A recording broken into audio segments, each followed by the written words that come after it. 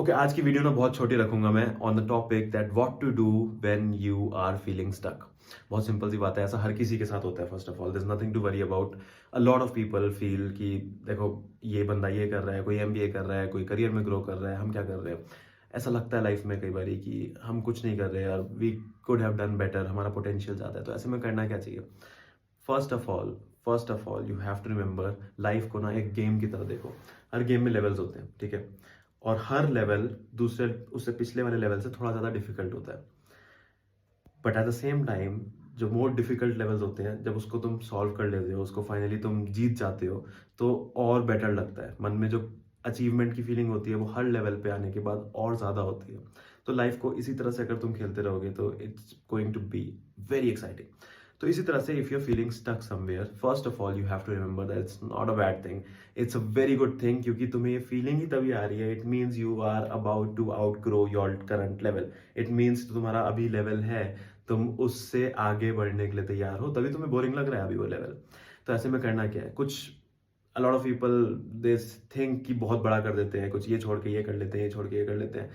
तो if you are thinking about that, उससे कुछ होने नहीं वाला है। क्योंकि if you completely give up on what you are doing right now and go for something else completely different, that will be more challenging definitely, but that way you will have to start from the level one in the other game.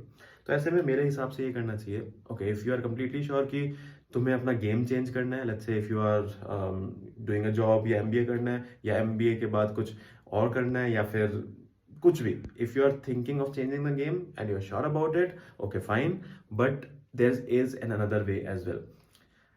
इस feeling को overcome करने के लिए, ये feeling तब आती है जब you are about to overgrow your level, which is a good thing, ठीक है? तो ये फीलिंग को चेंज करने के लिए, ओवरकम करने के लिए, you have to do something slightly more challenging. अगर कुछ बहुत ज्यादा चैलेंजिंग एकदम से कर लोगे तुम, तो you might feel burned out. But अगर तुम कुछ चैलेंजिंग नहीं करोगे तो इसी फील्ड पे अटके रहोगे।